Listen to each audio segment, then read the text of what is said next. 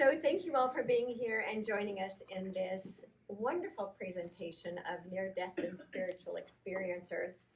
We had the opportunity to all meet on camera several times before we got together here today, and their stories are all extraordinary. And I'm sure that all of you will experience within yourselves something extraordinary by hearing all of their experiences. And it's my belief that all of us have been given these experiences in order to help the rest of humanity also begin to evolve into what's possible for all of us.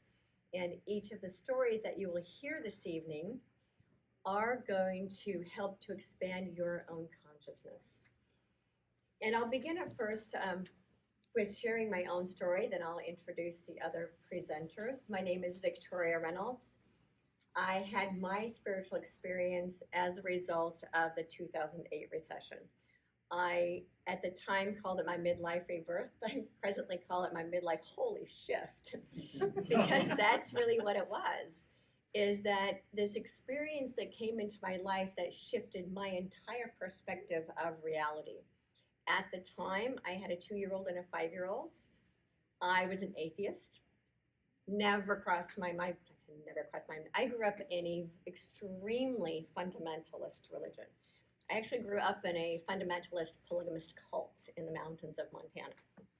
And that with this belief that I couldn't get to heaven unless my husband had at least 3 wives and blah, blah, blah, blah. Anyway, a whole lot of what I have learned how to let go of. Let's put it that way. All the guilt and the shame and everything that came with that.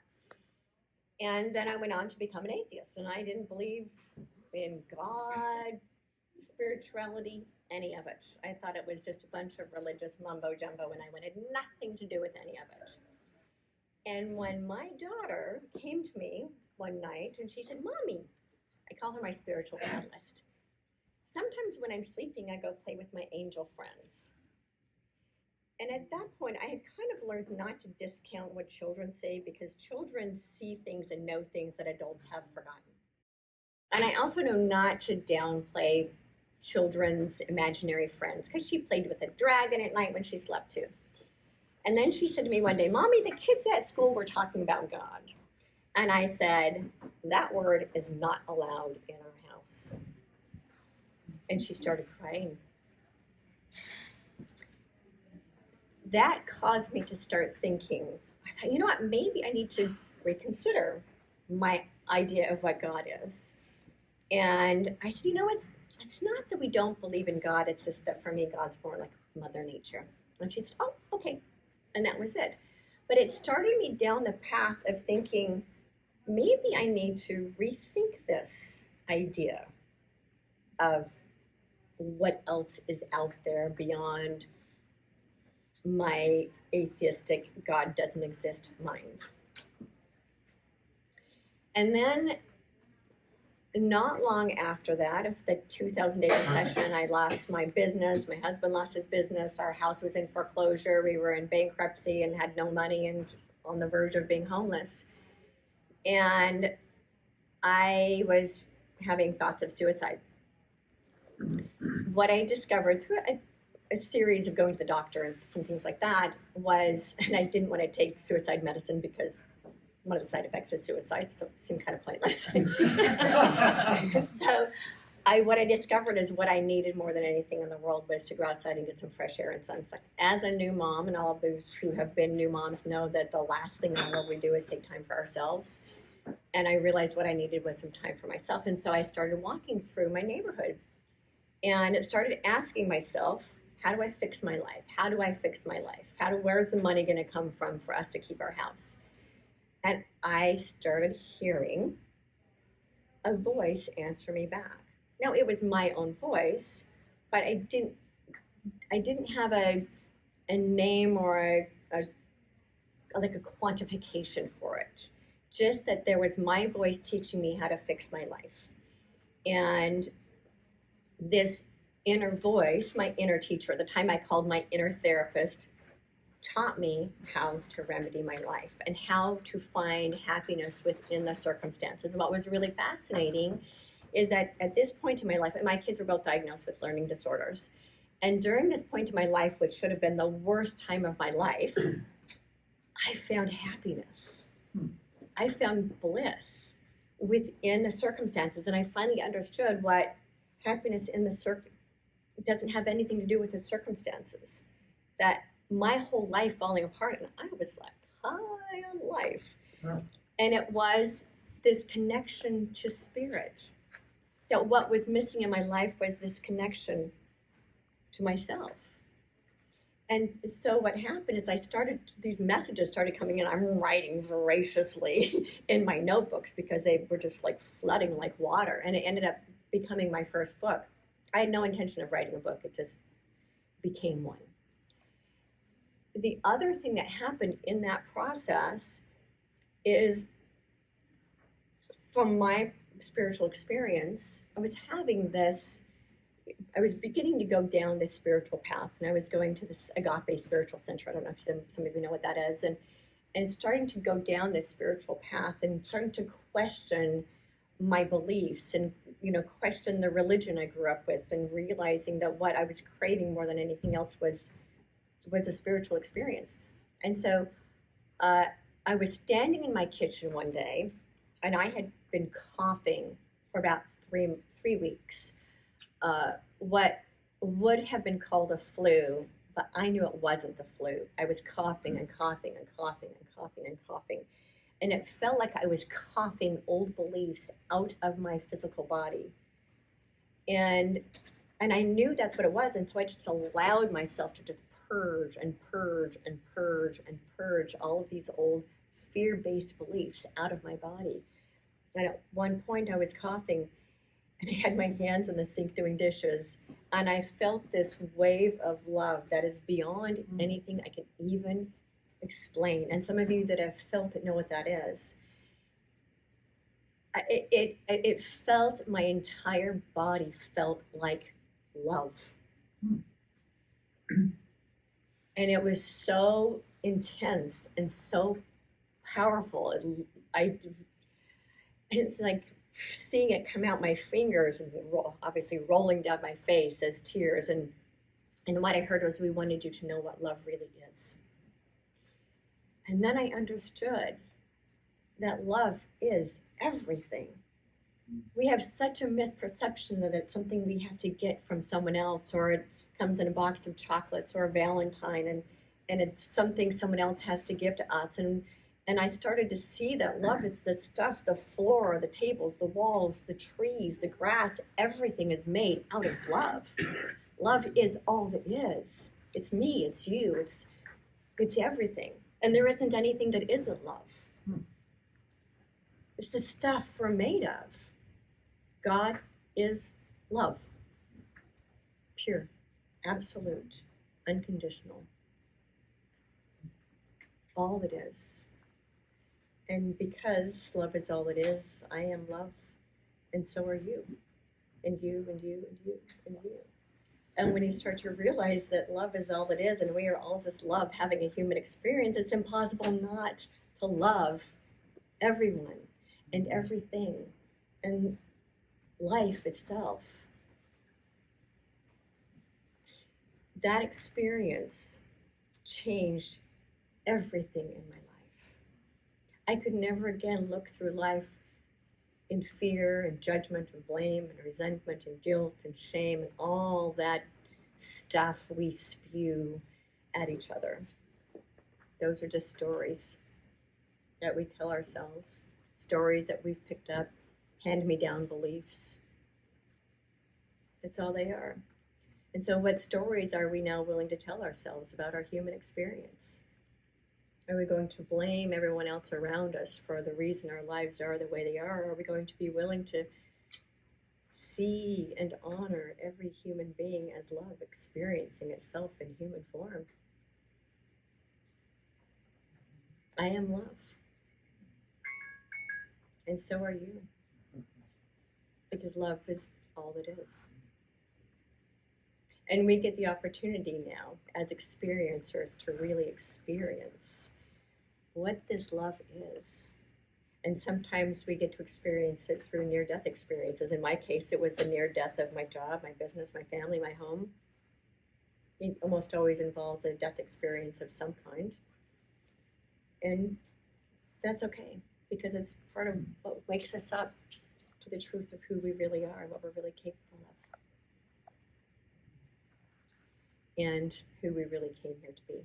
So I'm going to now pass the torch, if you will, on to the next person. I'm going to pass this on now to Sean and let him tell his story. Thank you, Vicki. I appreciate it. Victoria. So I'm going to start similarly to you. You spoke about children, how things are when you're a child. So ever since I was a child, I had a lot of spiritual perceptions. I would see things as a kid at night in my bedroom. I started sleeping with my door closed because I would see things, and I didn't know what to make of it. But there was a natural proclivity towards spiritual things, and I noticed from an early age that my consciousness seemed to be very different from other people's. I seemed to have a different kind of relationship to my body. I had a feeling that it wasn't me necessarily. I was confused about how I had gotten here, and I had this poignant that's always been there since I can remember being alive. I had this, what I describe now as a spiritual homesickness. I had this feeling that there was something happening before I found myself as a human child, but I couldn't remember it. I said, why can't I remember what was happening before this? Because it felt extremely important. And then I was just generally disillusioned with what it was to be a human and the things that were expected of me. The games I felt I had to play along with the social charade that felt falsifying at times. So I always had this longing to get back to whatever was happening before I was born.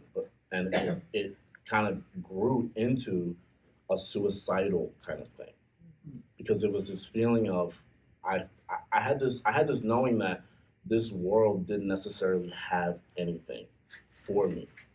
There was nothing to get from it. So I wanted to understand, what is this source of which I come? Why am I here? It's like, what's the purpose of being here if I don't have the same orientation that the people around me have, which is this meritocratic, achievement-based, like competitive. I just didn't have that for some reason. I don't know why. Was I misplaced? I wasn't, as a kid, you make all kinds of stories up in your mind. You're not sure what's going on. But the first funeral that I attended as a young child was my great-grandmother. And I was about 5 or 6, I believe. But this was my first time seeing a dead body in front of me. And I remember standing in front of her casket and looking in there. I'm a young child, mind you. I'm not even sure I was thinking this in words, but I can remember what I was feeling, the curiosity and the confusion, and the confirm of my suspicion about my body. I was like, okay, so she's laying in there. I remember looking at her and going in the bathroom and looking in the mirror. And I'm a kid, so internally I'm like, maybe I'm not a kid on the inside, but my body was a child. So I'm looking at my body and I'm looking in the mirror and I'm like, okay, so she's laying there, but she's not there. I've always felt like maybe this wasn't me. So like, am I in it? Like, where did she go? All these questions. These are the natural questions. I hadn't even gotten too deep into being exposed to religion at this time. So these were just natural curiosities that to me seemed very obvious. But as when I reached a certain point where I actually started speaking on these things, which wasn't until much later when I was about 18, I just wondered, why wasn't anybody else concerned about this? Why wasn't anybody else concerned about why they were here, or what happens when we die? Like, what actually is important? Because I had these intuitive feelings of things. Then some things that I felt like things that were promoted didn't matter. I didn't know if they did or not, but intuitively, I was like, I don't think that's important. But it seemed like it was important to everyone else. So as I did grow into the religious aspect of being, which was maybe like my late single digits of beginning to go to church and things like that, I was confronted with the conundrum of spiritual morality, which was God's criteria for being worthy of his love. And also how that reconciled with my own psychosomatic integrity, which felt like being a human. Because it felt like everything about being a human was sinful or wrong, or you're going to go to hell. I was like, this is insane. I was like, so I can't even be a human? Like I have to be this weird, like robotic, fake thing through my life in order to be worthy of God's love? I'm not sure. I wasn't sure that God's love was something. I was like, I'm not. That sounds weird to me. I couldn't argue it because I didn't have anything to argue with. I just had my gut feeling. I said, that sounds strange to me. But I wanted to know. So the dilemma haunted me all my life, and it gave me a very abnormally enduring awareness of my own mortality. So it was increasingly difficult as a child. Growing up, I never could envision my adult life, like my future.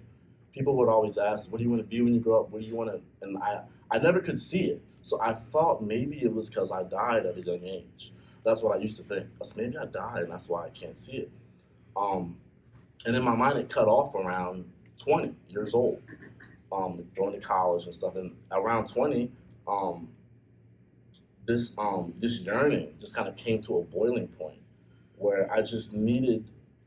I either was gonna figure out what this was, this source, this yearning, and I was gonna find a way to live it in my life, or I was gonna not live. That was where it was at for me because doing what everyone else was doing wasn't an option. For me, it wasn't. That wasn't an option. So in 2014, during this boiling point, which I would call a spiritual emergency, is essentially what it was, of suicidal despair. It led to an intense prayer, a calling out.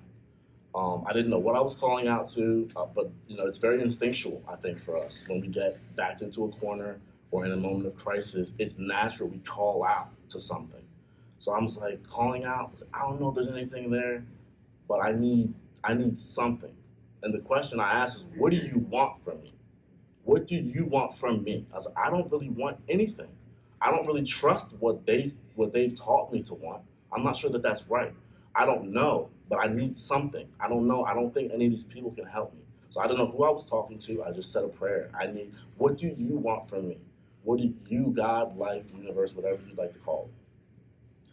So this turned into what culminated from it was a span of time in 2014 for a few weeks where I started having these it was almost as if the perceptions that were there when I was a child came back online. So I'm starting to have all these strange visions and spiritual visitations from non-corporeal beings, all this stuff. I'm thinking I must have blew a fuse. I was like, because but it was that intense. The suicidal despair was that intense. So I thought something's gonna give because it's like I can't live with this intensity and this questioning constantly. So it turned into these visions, and what it showed me essentially was a future, which I had never been able to see for myself. So it showed me all these things that I supposedly would do in my life. Um, One of the main things was I had created this body of music or something. And in the visions, I was an 11 times platinum selling recording artist. Now that was very far-fetched to me. I was like, that sounds crazy. I thought I was having delusions of grandeur or something. I was like, I must be having like some, something. I don't know. That sounds insane. Because I had music on iTunes and all this stuff. And it was very clear internally. I was like, how do I know that? I don't know that. It was so strong that I was searching my name on iTunes. I was like, I don't have music on iTunes. I was like, what? But it felt like I did. I couldn't argue with how strong it was. So a few years later, some of these visions start to come true, little pieces of them. It was essentially my whole life, so there's a lot I haven't got to. But it also involved, I was traveling and talking about this. This is the first time I've officially done it. So also almost 10 years later, this is representative that something real had taken place, even though only things have happened to confirm that something legitimate happened. So I have a whole bunch of music on iTunes now, a whole bunch. And at the time, so as that started to happen, I was forced to take those visions more seriously. I didn't have any other choice. I said, so I thought I was crazy, but they're started to happen. So I don't know what to make of that. And even now, the main thing I think was that it gave me a reason to continue living. Because I was like, I almost didn't feel worthy of the life that I was shown that the universe had for me after I asked this question. What do you want from me, for them? I said, I think I'm here, I can give something while I'm here. I'm not that interested in accumulating stuff or achieving stuff. It just didn't never appeal to my nature. And I always felt like something was wrong with me because I'm the minority in that way. So I thought it must be me. I was like, maybe, I don't know what's going on. So I'm still trying to make the most of that, but almost 10 years later, even more evidence has become manifest to reinforce these visions that happened in 2014. So this is just me cooperating with the process. My biggest reference for this was Eckhart Tolle. When I came across his story is quite similar. He had these dreams about these books that he would write that he had no intentions of writing. I had no intentions of making this music. I just know what I saw, what I felt, what was shown to me. And he was the biggest reference, and also his approach to his life after his awakening. The loss of his ambition, the inability to kind of play into the societal charade, and the trust and the patience, not the insistence on arriving at this big, grandiose vision thing. It was just more so, it's like, oh, is that, I guess I'll follow the breadcrumbs and see where they lead. And so now I'm just kind of on the freight train. I'm not sure where all it's going, but I'm going to do the best I can to give what's mine to give, and then get the heck out of here. Well,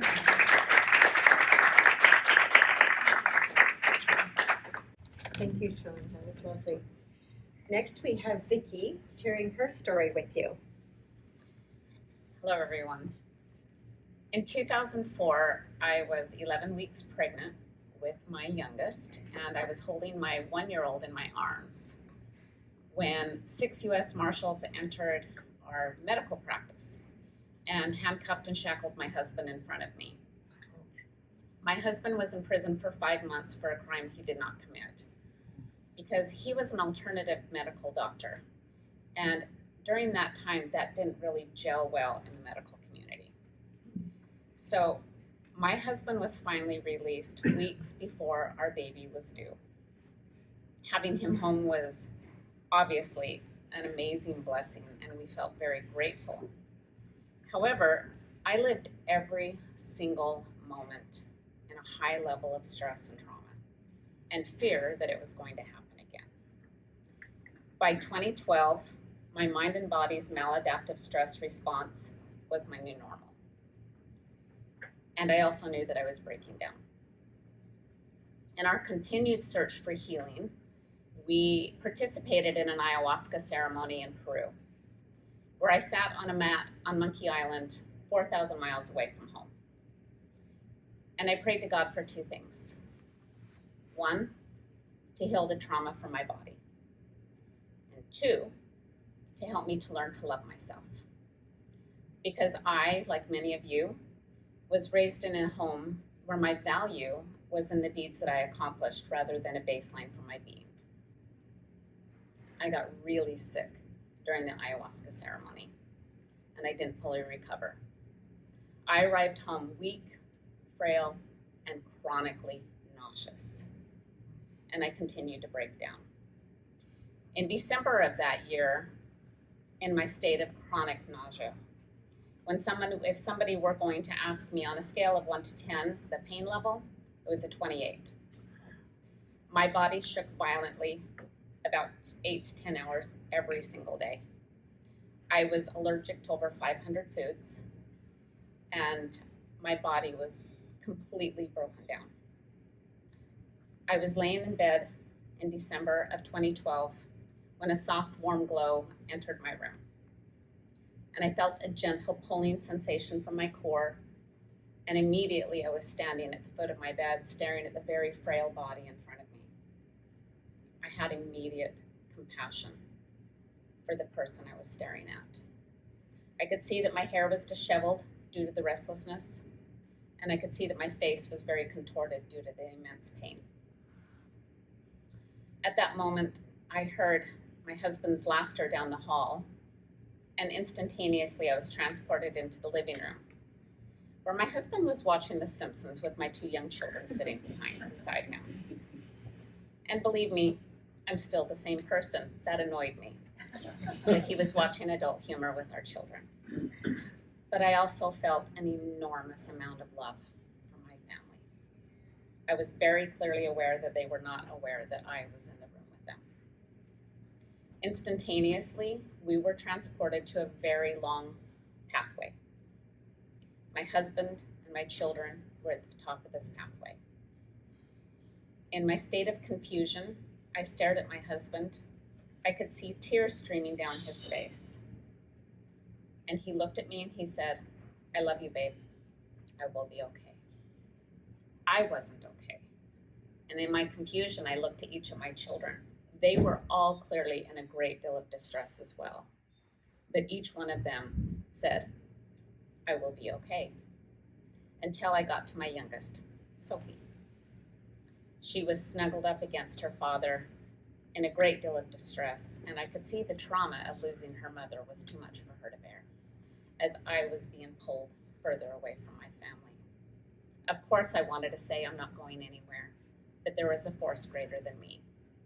Beyond my family on this path were my parents and my siblings.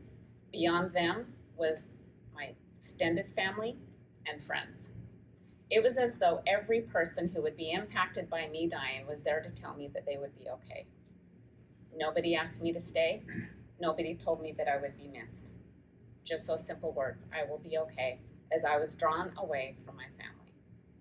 Before me was a very large, dark, scary building, much like you would see in a Hollywood scary movie. Now, I avoid frightful things at all costs because my nervous system just couldn't handle it. But I wasn't scared in any way. This building was dark, had sharp spires on the roof, black ravens staring down at me as I approached, a very dilapidated yard, and everything was dead.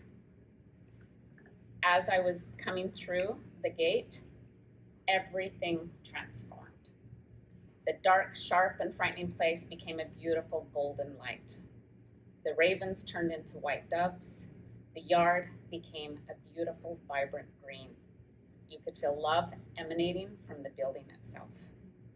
I stepped through the threshold and I was met by 3 beautiful, luminescent beings. They told me that I was in transition due to great trauma and illness in my body. They also told me that no one told me that I would be missed because their consciousness was not prepared for me to die. And they told me that the pathway was my spirit's understanding of my journey home. At that time, my body that looked exactly like I did in my bed dropped from me like a crumpled up outfit on the floor, lacking all structure and form. Looking down, I saw that I looked exactly like all of them, the 3 of them. At this moment, 3 more beings entered the room. 2 of them picked up the discarded shell of my body, and 1 entered carrying a bowl of crystal water with a soft crystal sponge and began bathing this layer of my body. They told me that there are many layers to the human experience, and this body was in deep need of repair. So they were bathing it to assist me in the healing. When they were complete, I was moved forward where there were 3 statues. They were all about 15 feet high. They were beautiful, gold, and precious gems. At the time, they said I was being given 3 gifts. Beyond those statues was a darkened passageway. I somehow knew that this was the bridge between the physical and the spiritual world. And they told me that if I progressed beyond those statues, that I would not be returning home to my family. When they told me that I was being given 3 gifts, they told me the very first gift was the gift of sight. Now, most people who have a near-death experience, they are given a life review. I was not. I was shown video clip after video clip after video clip of how my family would live without me. I saw how my husband would pull away from our family and isolate himself in grief. I saw how my oldest child would return home to raise her younger sisters. I saw the pain that my children endured by not having a mother. And I also saw that even though they had many challenges, they, like many others, eventually were okay. Until I saw my youngest, Sophie. She was frozen in the trauma, and she did not progress. They told me that I would be an integral part of her life purpose, although they did not tell me what her life purpose was. Seeing my beautiful child in that state devastated me. And I turned to them and I said, I have to go back. Sophie needs me. Immediately, I was back in my body and back in unimaginable pain. Right after that, I just prayed to God, please let me heal. Please, dear God, let me heal, to raise my family, to be a wife, and to be a mother. Shortly after, my husband entered the room, as he did every night with our children, to pray around me. He prayed for my healing. He prayed for our children to be strong, and he prayed for comfort in our home. He finished his prayer, and my young daughter, Sophie, who was standing at the right side of me at the time, leaned in and laid her cheek against her mother. Because every child wants the comfort of their mom. And she whispered, I need you, Mommy. And I wanted to reply, I know, baby. I'm not going anywhere. Although I was too weak to respond, as I just allowed tears to stream down and pool in my ears. Now, my healing journey was long. I was bedridden for an additional 8 months and very, very sick.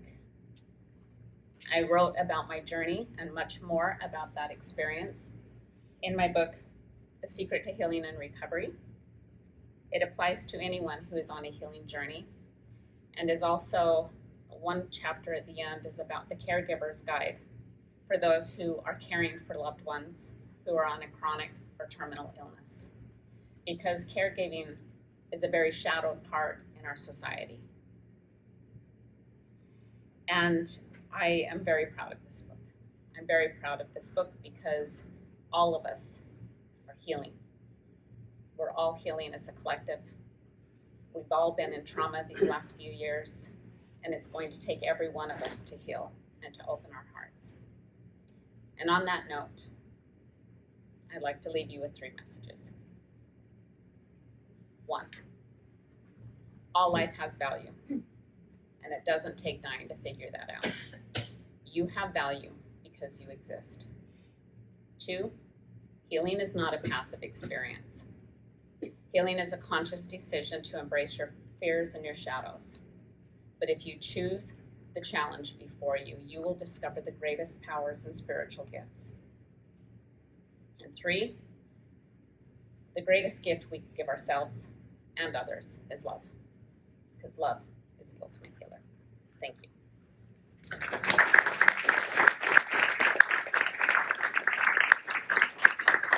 And I will also be doing a book signing after we finish up here today. Thank you so much, Vicki. Okay, trying not to cry in that whole story. Bree, now Bree is going to be sharing her amazing story as well with all of you. So I lived a pretty normal childhood up until 10, which I guess is only halfway through your childhood. 2 big, very different at the time events happened when I was 10. I started experiencing very metaphysical and paranormal activities, and on another spectrum, really weird physical symptoms. So as I went down the journey of childhood, I started seeing ghosts, entities, paranormal things. I saw auras. Eventually, I would start to astro travel. And I grew up in a very Christian home where, no, you didn't. No, you don't. You don't see this. This isn't real. So it was kept quiet to a few people in my family. And then the medical side, I'm having involuntary muscle movements, and down the road, 15, I start getting pain and cramping and muscle rigidity, and life was starting to become very bleak very fast. As a child going through puberty, it's hard enough as it is, but then you add metaphysical things, paranormal things, this weird medical thing that the doctors can't figure out. I was undiagnosed for 8 years, misdiagnosed on a bunch of medications, and so my life was extremely traumatic. Even though I had a loving home, things that were happening inside me were just a mess. So I was finally diagnosed at 18 with a rare neurological disorder called myoclonus dystonia. And at that point, we had tried almost everything. Chinese medicine, Western medicine, traditional medicine, herbs, Reiki, chiropractic, acupuncture, meditation, you name it, we probably tried it. And so the doctors kind of said, well, you're kind of out of luck. So I went on to, try to go on life knowing that, there's nothing they can do to help me, all right? And while the illness is progressing, so is my crazy spiritual life. I'm starting to astral travel involuntary and go into these crazy dimensions and places that were scary, and I didn't know what was happening, and no one had an answer. My religion sure didn't have an answer, and darkness was just following me everywhere, in physical life, in spiritual life, in physical life. I was in horrible relationships and just darkness everywhere. So my mid-20s, we were like, well, my mom said there's these spirits that can cause illnesses, especially in the rare form. Let's try spirit release therapy. So we did that, and we were told that when you start this process, you can get sick, a little sick. Well, I got sick. It wasn't just a little, though. As we go further and further into releasing these entities that had probably been attached to me since I was 10 or 11 years old when I started experiencing the paranormal, I got so sick. They got angry. They were lots of them. They were furious. They were unhappy. They didn't want to leave. So I am starting to become bedridden. I'm throwing up. I'm stuck to the bathroom. I can't keep water down. I'm just sicker than I'll get out. My mom and I spent at least 24 hours on and off the phone praying because that's the only thing we knew how to do. And I was going downhill. And I told my mom at around 2 in the morning, April 27th, 2017, that I was going to bed to try to get some sleep. I said that in hopes she could go to bed and get some sleep. I knew something else was going to happen. I didn't know what. I just knew she needed a break. So after we hung up, I knew I couldn't take it anymore. I was exhausted physically, emotionally, mentally. These things were attacking me not just psychologically, but physically. And I called out to the only God I could comprehend. I said, I cannot do this anymore. This is in your hands, whatever that is. Instantly, I felt these things ripped from me, tapping in the palms of my hand and my feet. And this voice, this booming voice, are you ready? Did I know what I was ready for? Was I going to question it? No, something answered me. And I said yes. And I felt 3 hard pounds on my chest, and I was gone. My heart stopped, and I was no longer aware of a body or earth. I was in this amazing, velvety, black void of love and energy and everything and nothing all at once. And it was wonderful. I'm like, am I dead? Even though I didn't even know I had a body. And these 3 monks flew by with kind of shit-eating grins like, if you only knew. And then I get whisked in this amazing blue tunnel filled with ones and zeros going at supersonic speed, being downloaded with all this information I knew would come in handy later. I didn't know what later was because there was no time, but I knew it was important. Then I end up in this brilliant white room with the Christ consciousness behind me and numbers in front of me. I grabbed them. No wonder you love creating. And I threw them up in the air like a little child and ended up in another space with other beings. And I say beings because I don't think all of them were other humans. They were just, I knew there were other beings. And everyone there spoke without speaking and heard without listening. And we all moved around and worked together as if we'd been choreographing this movement for decades, for years. And it was magical. And I was like, oh, there's beans sliding down trees. I want to do that. But they're covered in snow. I don't think I like snow. Instantly, green, lush trees. That looks fun. Then I'm sliding down these trees. Oh, I want to, then I think something, and it happens instantaneously. I turn into a robot. I try to fly. I fail at flying. I lose my arm. It grows. I see it grow back with these ones and zeros. Even though I don't like snow, for some reason I was like, I want to be a snowman. So I was a snowman, and I see a flame. What happens if I get too close to that flame? Because your thoughts instantly take you there. I was under the flame and I melted. I wonder if they'll help put me back together. Instantly, they're putting me back together. And I end up in this room with an old man, regardless of time. So I don't know how you can be old when there is no time. And we talked for a long time. Once again, time. And eventually I end up at this place with a barbed wire fence. And here on Earth, you can see through barbed wire, no problem. But in this other realm, I couldn't see beyond the barbed wire. It was all fuzzy. And all these beings were gathering to cross a land bridge in an opening through the barbed wire. And I now realize that was the separation between this NDE space, Earth, and from the point of no return. So after I see them go, I didn't have a choice. No one asked me, do you want to go back? Do you want to stay? I didn't remember Earth. I didn't remember my family. I just ended up in another space with this beautiful scroll that was unraveled, beautiful golden script that had all the answers to all my questions. And it was the answers to everything. And as I'm watching it write itself out, my ego comes back. It says, ha, you're showing this to a human. Instantly, that scroll rolls up, and I'm back in my body. It's one thing to feel your heart stop. It's a whole nother to feel it start again. And because there is no time, I was positive I'd been gone for weeks or months. And I knew I was back in this physical body, but I was so scared to open my eyes. I was positive that my family disregarded my wishes of being cremated, and I was going to open my eyes and try to figure out how to get out of a coffin 6 feet underground. I was terrified, absolutely terrified. I tried slowing my breathing. I tried praying really hard, closing my eyes harder, relaxing as much as I could just to go back. I wanted so badly to go back to whatever this magical place was. And it didn't happen. So I eventually opened my eyes and realized I was still in my room, and it was only 8 minutes later. And I had no idea what happened. And because of this amazing experience, I knew hardly anything about NDEs. I knew the term, didn't know any stories. I was very confused. And it took me a long time. The next few months, I struggled with the density of this world, the hate of this world, felt like I was stuffed in a sausage casing. And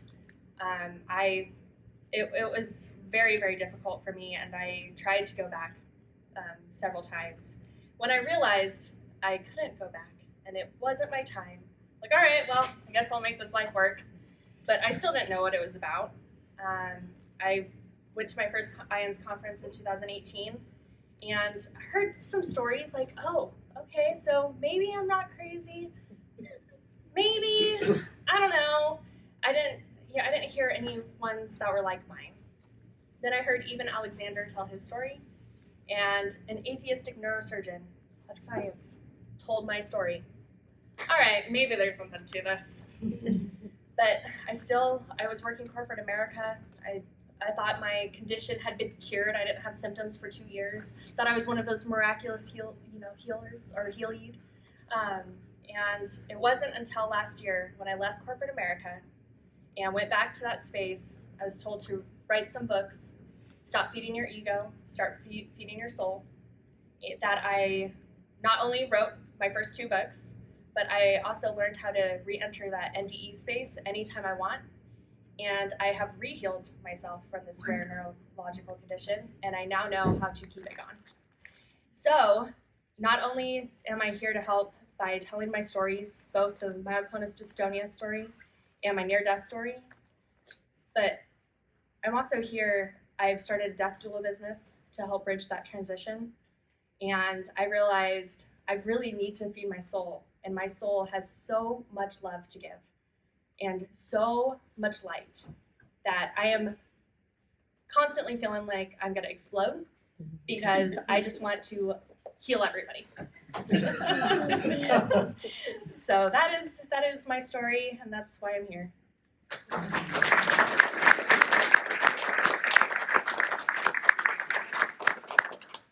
Thank you so much, Bree. It was a roller coaster ride. Next, we have Jamie. She's going to be sharing her story with us, and she actually has, you have a slide presentation, right? I just have a few slides. Okay. So do you want the lights turned down a little bit, or wait? No, we can. Okay. I'm gonna put this behind me for right now.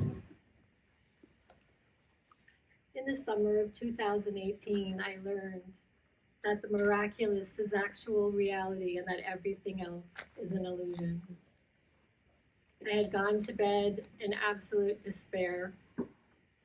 My life had completely fallen apart. I had gone to bed thinking maybe I won't wake up.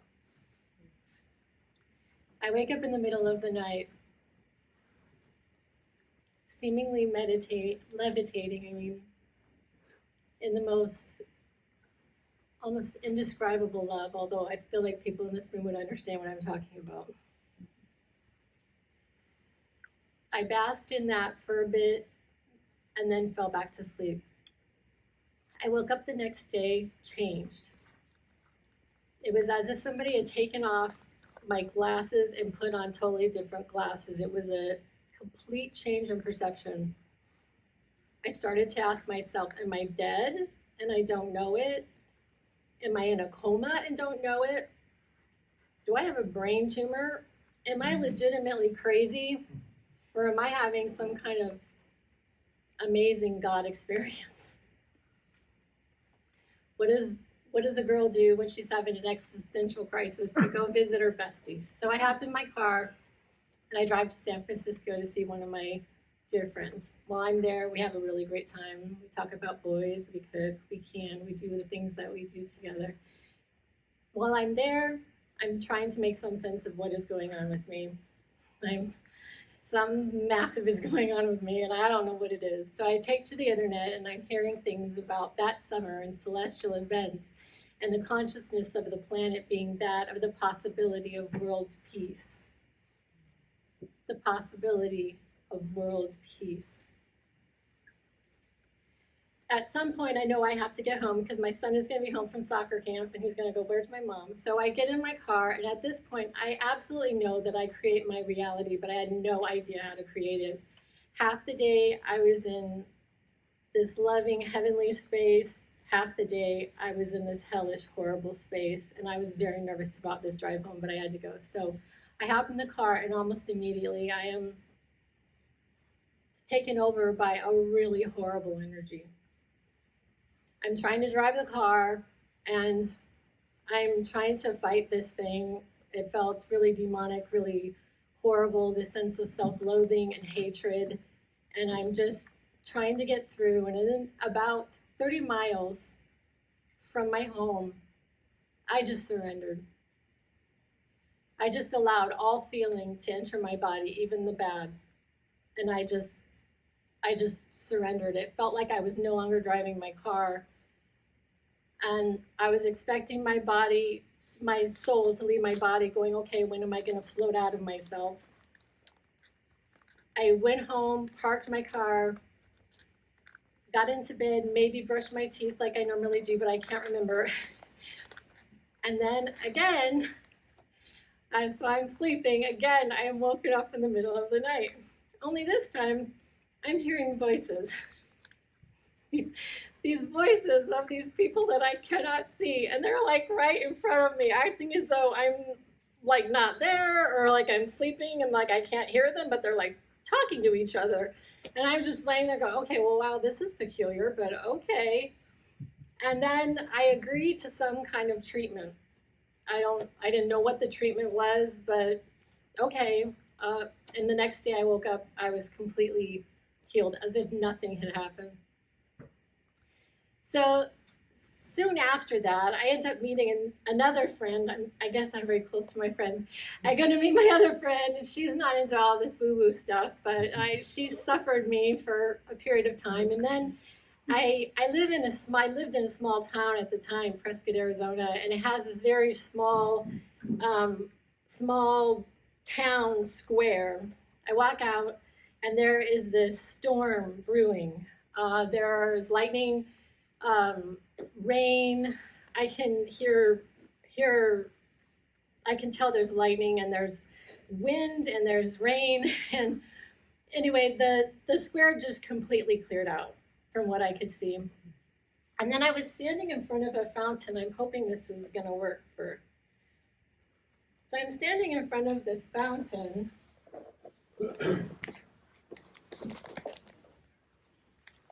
I'm standing in front of this fountain, and I hear this voice say to me to drop your purse. So I dropped my purse, and I was standing there, and I'm like, okay, what's going to happen? Am I going to be beamed up in a UFO? Because that would be really cool.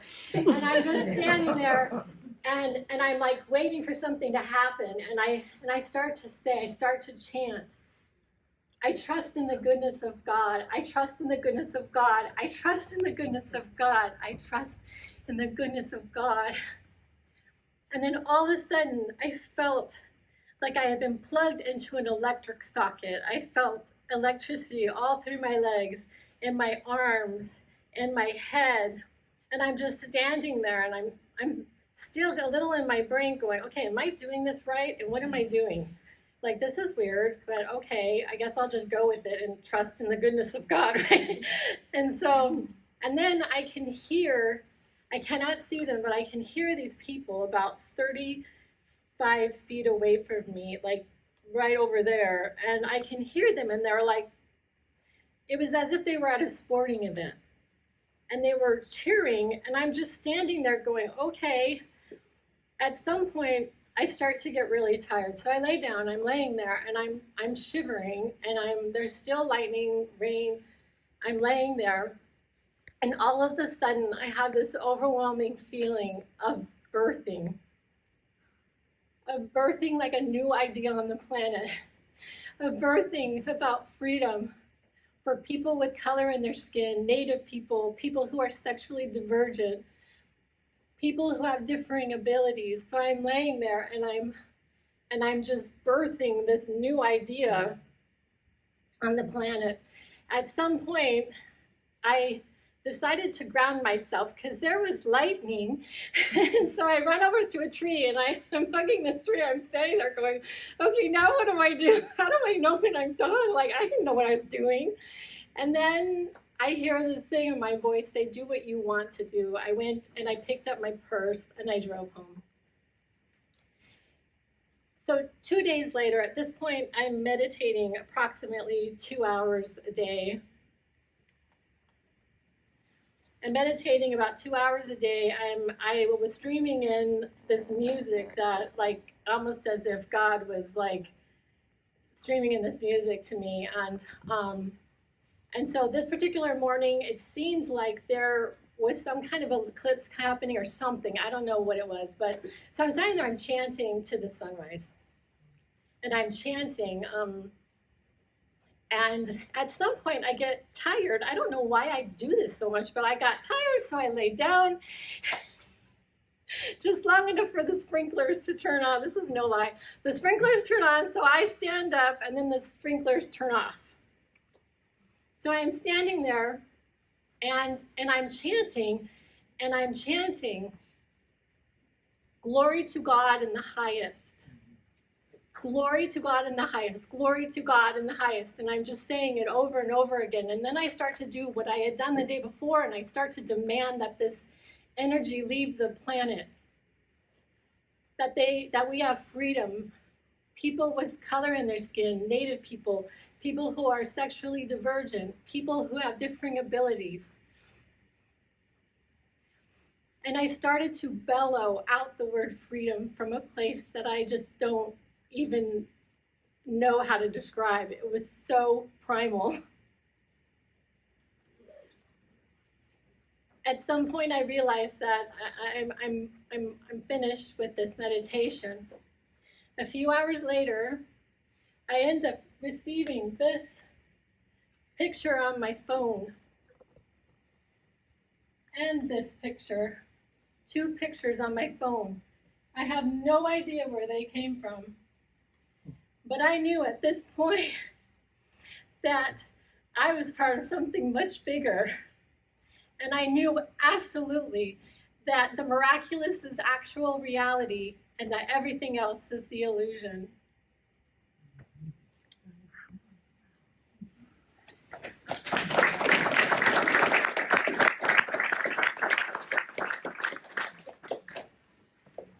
Thank you so much for that. Taking naps in the middle of. I'm always laying down. That's wonderful, thank you. And our next presenter is Hillary. She's going to be sharing her story, and you also have some present slides as well, correct? I think I'm not going to use this. Okay. She's not going to use her slides, so let's hear your wonderful story. Back in 2013, is when my journey began.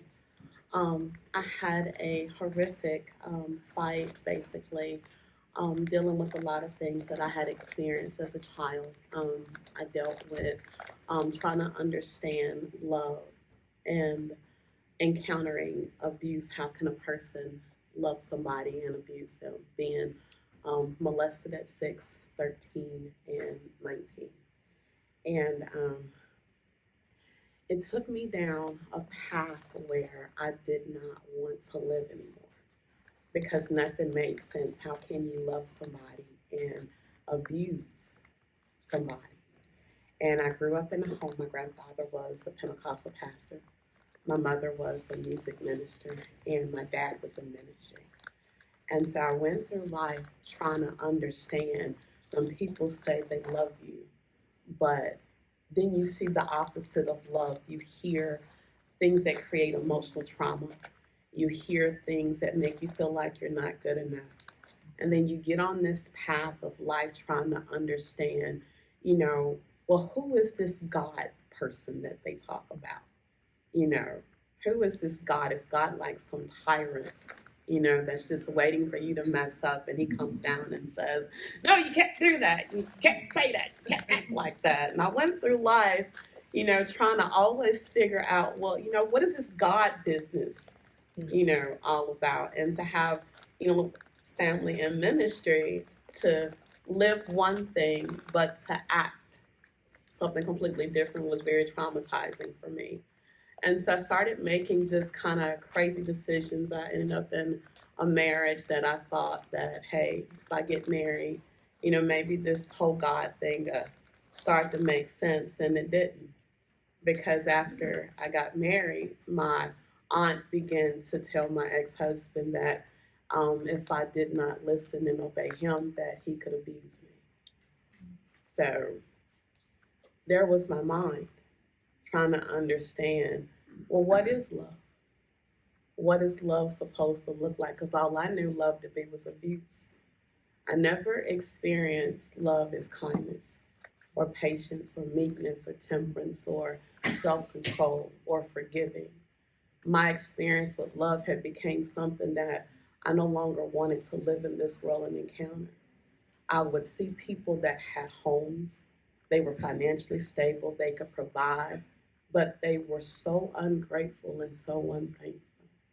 And the pain and the agony of having to get up every single day and encounter people that complain, but you encounter a homeless person and they're gentle, they're loving, they're receptive.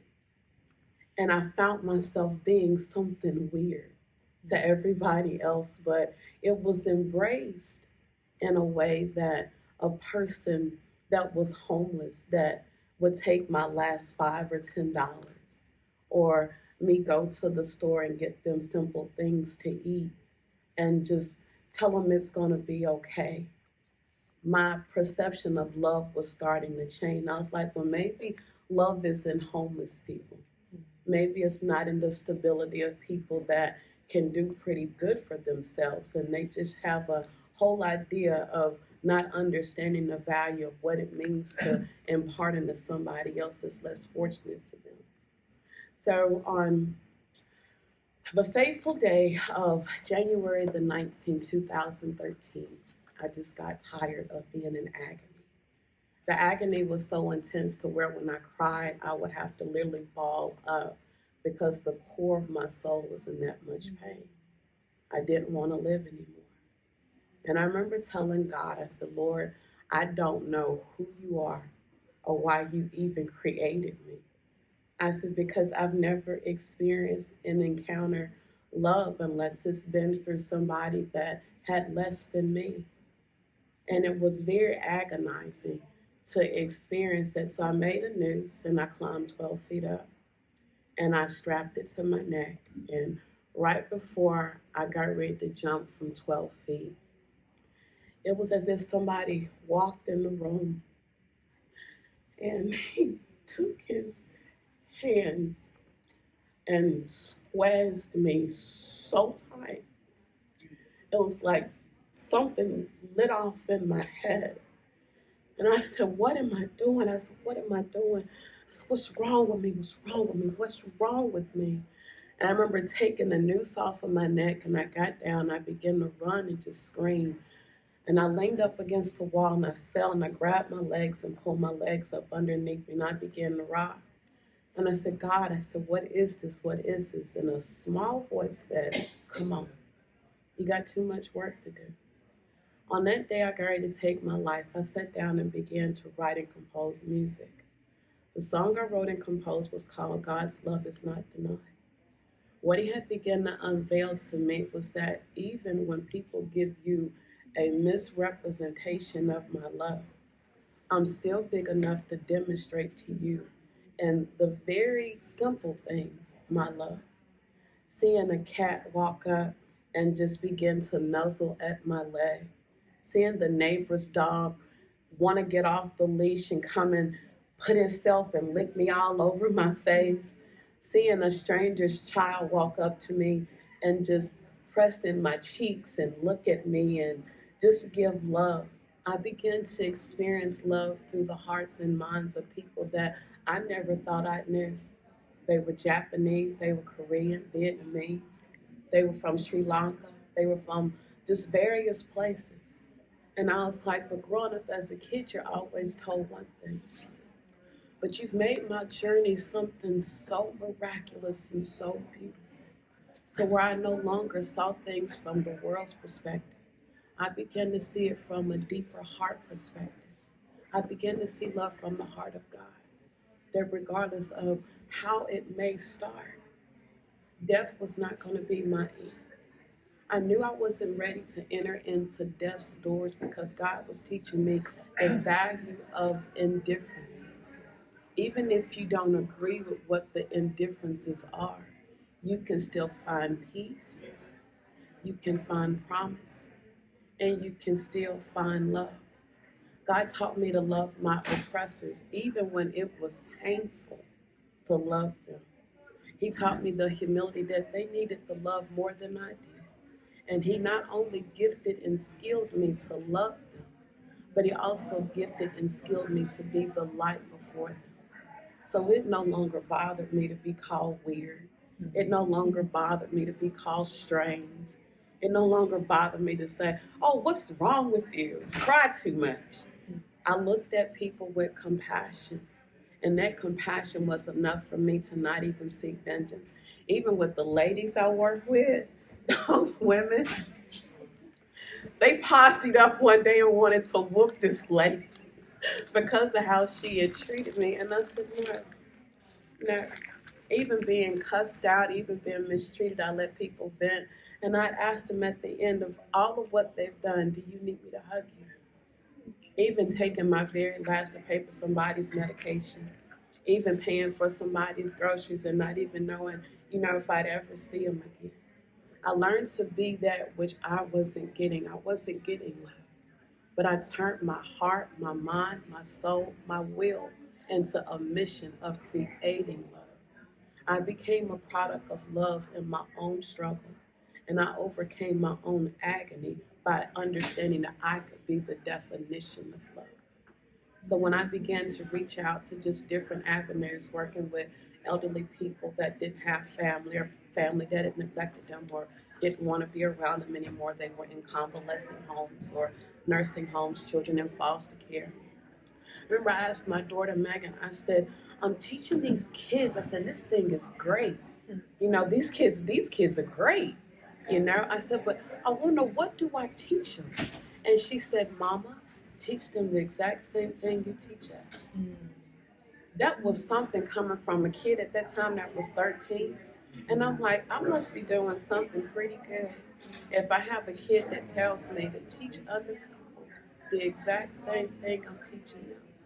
I taught my children that no matter what you had, big or small, always make sure that if somebody needed it, don't look at it as something that you can't give, because you don't know what's going to be given back to you in return.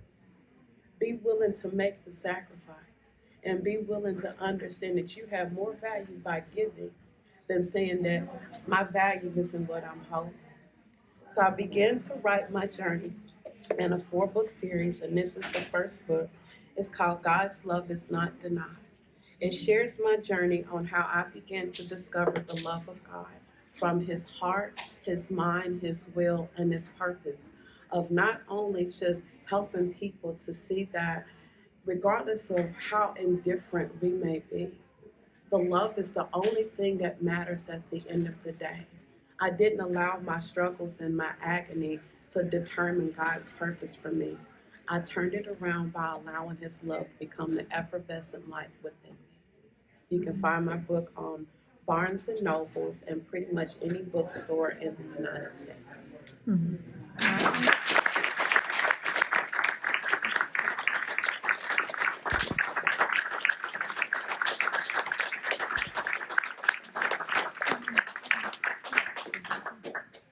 Thank you so much, Hillary. That's the first time I got to hear her story. That's, again, a tearjerker.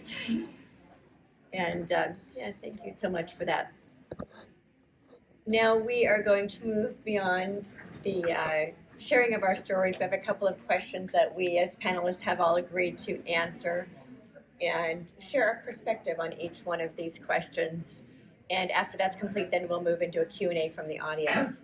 For those of you who are new, who come in during the second half, this first half we shared our individual stories and our individual experiences and how those experiences shifted our life. And in this second half, we're going to be talking about doing a little Q&A from the audience and also talking about how these experiences changed our life from having these experiences. So we'll go into a couple of questions across the panel, and you'll get to hear through our words how much these experiences literally transformed our entire perspective on life. And so this first question that we've all agreed to talk about is, what is expanded consciousness, and in what way has our consciousness expanded? This is kind of an interesting question because consciousness, in my perspective, is unique to the beholder. And consciousness, for me, is the all that is. When I talked earlier about how love is all that is, this love consciousness is all it is. It is the source creator, prime creator, God, whatever our name is, for the all that is. And as we experience these spiritual, near-death, expansive experiences, it actually expands our own consciousness. We actually can no longer see the world in the way we used to see it. It's impossible to unsee what we've seen and unknow what we've come to know. It's almost like our human mind has expanded into the mind of God, into the mind of Source, and we see life through the eyes of this all that is. And that it's impossible not to, that the namaste. A lot of people don't know what that means. And namaste really means the divine in me recognizes the divine in you. And the movie Avatar says, I see you. That's what that is. It's seeing the love in me, sees and recognizes the love in you. The expanded consciousness in me sees the expanded consciousness in all of you.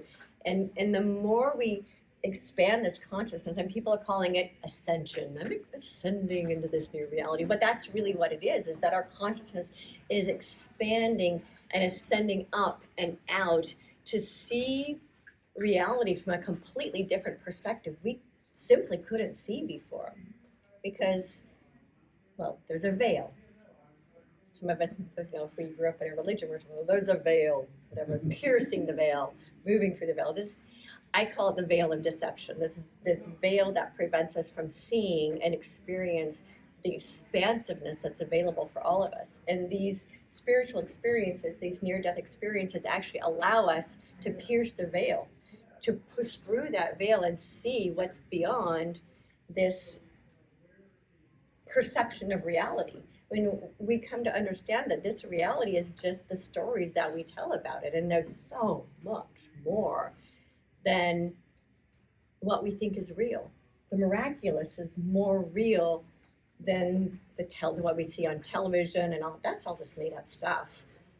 What's real is that we are creation in human form. We get to create this magnificent thing we call the human experience. We're actually creating it with our own consciousness. So for me, that's what expanded consciousness is. It is that experiencing love consciousness, Christ consciousness, love consciousness within my very being. And to be able to go through life as that. I am that. I am. And that's what expanded consciousness is for me. So, Sean, why don't you share with the audience what it is for you? So for me, I think expanded consciousness, it always had a lot to do with holding myself accountable for the way that I show up for other people, but also how to reconcile that with my authenticity. I think you hear a lot about the life reviews in near-death experiences, and that was one of the most poignant. That made more sense to me than like a hell mythology. The life review and the ways in which we have to experience what we cause in other people. I think expanding consciousness has a lot to do with that awareness, that you can no longer experience yourself as an isolated form, that everything that goes on with you is affecting everything around you. And it's taking accountability and responsibility for the way that you show up so as not to do harm if it's possible not to. Because we all do harm in one way or another, unconsciously, unintentionally. So I think expanded consciousness is mitigating that as much as possible by showing up with the fullest understanding of how we're connected to one another and responsible for one another. And for me, expanded consciousness is compassion in a single word.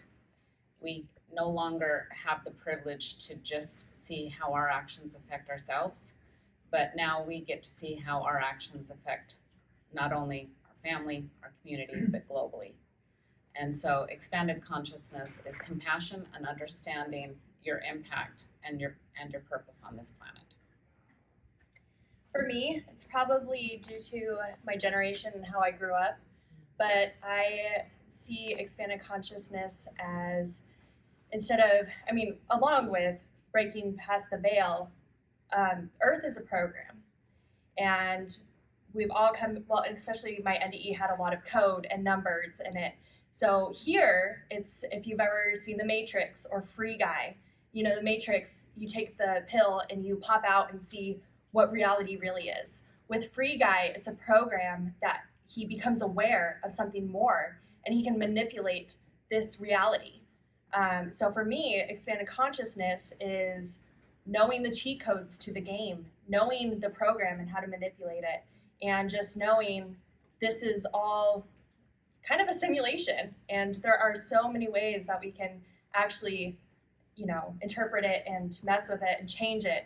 And if you do it from a loving action, love comes of that, and it results and it spreads and it grows. So that's expanded consciousness for me. I call it the great human experience. Most complex video game ever written. So I'm concurring with my fellow. I concur with my fellow panelists and the things that they were saying. I guess when I had my shift in paradigm, I saw consciousness in a really different way, and this sense of knowing things that was really strange. But which led me to there's this, and I'm not sure that they're not one in the same consciousness as in loving intelligence, that is the creation of everything, and I've gotten to the point where I'm I don't think there's anything as such as original thought anymore, that we're all just dipping into this. I call it the iCloud of information, because that's how I conceptualize it. But I think that's my answer. I'm complete. For me, after going through my battle and overcoming suicide, it became where I was more inclined to random acts of kindness. Because being able to demonstrate random acts of kindness and living in Jersey and then working in New York City, you pretty much see a whole different way of life. So it's like you expound your foundation and your mental sensitivity upon just random acts of kindness, because you don't know what somebody else's battle is, and you don't know what part of your life you can actually just lend and give and deposit and help them to expound upon, that helps them to know that even if today doesn't look the way I want it to look, I am aware that someone somewhere loves me enough that this deposit brings me to a whole nother day. So where not only can I push forward, but I can survive, I can live, I can transform, I can enhance. You can become a whole nother person just from that random act of kindness. You don't have to go through life, based upon your circumstances or based upon, what was presented to you that you may not agree with, that you have to struggle and wrestle with. But you can, like she says, take the veil off, instantly open up a corridor for a whole nother life to just be made available to you. And that's what my conscience made me aware of. Thank you so much. Thank you all. One of the other questions that we wanted to touch base on is this idea of surrender. And surrender played in one way or another played a role in our experience, either with the experience itself or with life after the experience. And so the question that we had is, how did surrender play a role in your experience? So in my particular case, it is my spiritual experience actually involved what is referred to as being a walk-in. So I'm not your typical walk-in, which actually does occur quite often in an NDE. I would actually love to see this be one of the subjects in a future conference, because a lot of people in their near-death experience actually have a walk-in experience. Mine is a little bit different in that it's more of a soul merge experience. So what occurred for me is that my higher self, my name was actually Margaret at the time, my higher self name is Victoria, my higher self wanted to embody into this physical body. And it's a process. It wouldn't happen overnight. Sometimes with NDEs, it's one soul pops out, another soul pops in, and then you're like, whoa, my gosh, what is this life? What is this body that I'm in? In my case, it was a soul merge. So my higher self merged down into my physical body, and I became Victoria rather than Margaret. What needed to occur in my particular case, one, I needed to be willing to surrender everything I'd ever believed about everything. And that isn't always easy because we have a whole lifetime of beliefs that we either put upon ourselves or that other people have put on us, society has put on us. And there's this willingness that comes with having to look at every single belief we have about everything and decide whether it really serves my highest and greatest good. A willingness to surrender our relationships, our friends, our family, our experiences, our homes, and surrender all of that.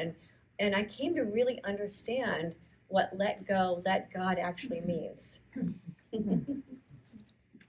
It means this willingness to surrender to the divine all of my egoic preferences and beliefs and surrender to love and let love guide my life. And part of it, in my case, was surrendering my personality self to my higher self. And at one point, my Margaret aspect said, fine, you drive the bus, because it was too much work trying to be two different people. And that, with that came the complete and absolute surrender of who I once was. And allowing God's source, divine love to work through me, as me, and let go of everything that isn't that. And so that's what surrendering was for me. So let's talk about that. Where in your experience did you find surrender played a role? I think for me, surrender was the heart of the question that led to my experiences, the what do you want from me? I think that I gave up the insistence that I knew what was best for my life. I didn't feel like I knew what was best, and I wasn't sure that necessarily anyone else could, nor did I know what was best for anyone else. So I think that surrender, you talked about let go and let God, it became a thy will be done, essentially. And that came with an understanding that whatever was occurring was thy will, regardless of what I thought about it. That the way the world is, as confusing as it is for us, this must be the way that it needs to be, even though we think that it should be different. So I surrendered this sense of needing the world to be the way that I thought it should be, and surrendering that I needed to be different than I was. Because a lot of us, we deal with rejecting ourselves or trying to fit into the social mold, regardless of how that affects our integrity. I just surrendered needing to fit into the game. I was okay with being guided, and I was okay with potentially, being viewed as an outcast, essentially, to some extent. To be viewed as, you're not you're not living by the conventional value systems that motivate most of our conventional behavior. That's what surrender was for me, was giving that up and allowing myself to live from what felt intuitively true for me, regardless of what was expected of me. For me, when I was in so much pain, and I recognized that physical pain, the soul wants to leave the body, and I was desperate to leave the body. Somebody told me that I was going to have to endure 5 more minutes of it. I thought that was too much. Knowing that it was going to be months and months later would have been too much for my soul to bear. And in my quest for healing, I started taking mindfulness classes and meditations and all of these experiences to calm and heal my nervous system. And I had this understanding that whether my spirit was present or not, my body had to ride that train out. And I had to surrender to this journey. That it's never going to be about the destination and arriving as healed and whole. It's going to be about the journey and the unveiling of the self as you experience deep pain. It also taught me that I became the archetype of the wounded healer. The archetype of the wounded healer is one who endures so much pain that they grow empathy beyond the body of the consciousness of humanity and does not want someone to suffer to the level of suffering. And so as that wounded healer, I stepped into my purpose. And so every experience that I have, not only do I look at it from my perspective of how is this going to affect me, but I take it the next step is, how is this going to serve the next person down the line? And so my act of surrender is, God, use me. So, what I understand about surrendering has evolved, but it all stems from the same place. So, being raised in a Christian home, you surrender to God. Okay, what does that mean? Well, that night of my NDE, I knew what that meant because I surrendered with everything. I had nothing left to give. I had no energy emotionally, mentally, physically to fight anymore. And I knew, I just knew I couldn't do it. And if there was something greater out there, it was up to them. Whatever happened, I could no longer, I couldn't do it myself anymore. So I surrendered not only to this higher power, but I surrendered my perceived sense of control. And that has come into play a few times since then. And I entered my NDE space through exhaustion and fear and confusion about what I was supposed to do in my life. I think just last year I was able to get back to this space through surrendering, but it was once again through a place of exhaustion and I can't do this, I need answers, help me. And then since then, I have been able to find out how to continually get back into that NDE space, what I call my NDE space. It's this void of all consciousness, this singularity. But in order to do that, it's a constant surrender. And sometimes I'm in this meditation and I have to fight my body, just let go. And it's like, no, we need to talk and we need to do this and we need to, no, let go, surrender. So it has moved from surrendering in a point of absolutely necessity into a point of, I want to surrender because I want to get back to this amazing space. Mm-hmm. So it's evolved and it's continuing to evolve, but it's still the same thing.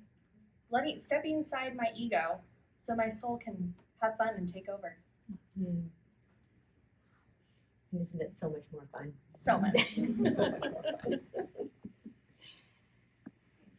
So I'm hearing my fellow people here. Man, it was hard to go through this. And to have nobody to talk to. Everyone thinks you're crazy, absolutely everyone in your life. And the loss of reputation, having people believe you to be crazy. And there was no getting out of it. It was like getting out of the matrix had this element of it that you can't go back, and then now you're stuck. And there are a lot of moments of bliss, but it's not always bliss. And so I feel like I just had a willingness to surrender everything to, I guess, get any sense of knowledge whatsoever about anything that has been the last 5 years of my life.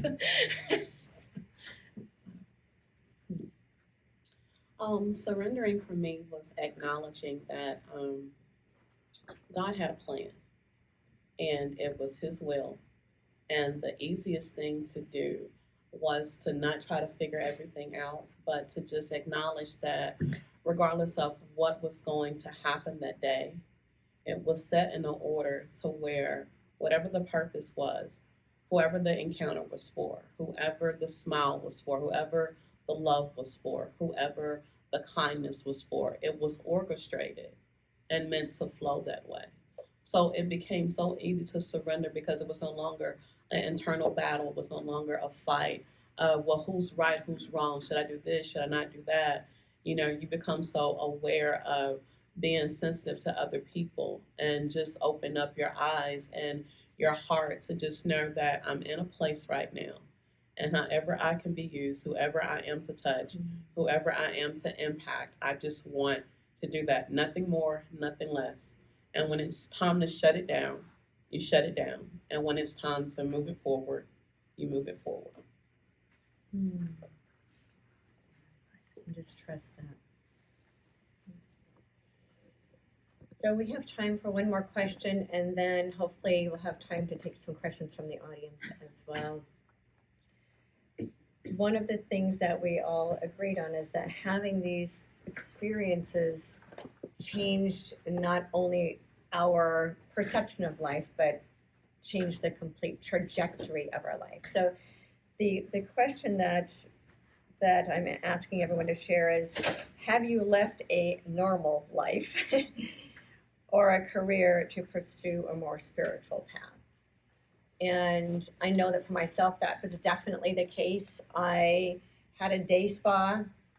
Prior to owning the day spa, we had a restaurant, and I had a medical supply company. I'd worked in the medical field for 15 years, traditional business, working with doctors and patients. And when this experience came into my life, I discovered that I'm actually here for the spiritual freedom of humanity. Like, never in a million years crossed my mind I'd be a public speaker and an author and going around the world and teaching people spiritual concepts. I was an atheist, for Pete's sake. And suddenly I started understanding that I'm a messenger. And that took me down a path. I could not go back to a regular job. The thought of getting a job actually made me want to throw up. I felt nauseous at the idea of having a job and working for someone else and going back into that world of expectation and where there was no life in the life, if that makes sense. In that corporate world, that dog, what do they call it, a dog world, a competitive world, I couldn't do it. I just didn't have it in me. I wanted to be at home and be with my children and learn how to write books and learn how to teach these downloads. I mean, you get them, right? It's like these downloads, and it's like you turn on this faucet of spiritual understanding, and it is like a flood that is just constantly, you can't turn the tap off once you turn it on.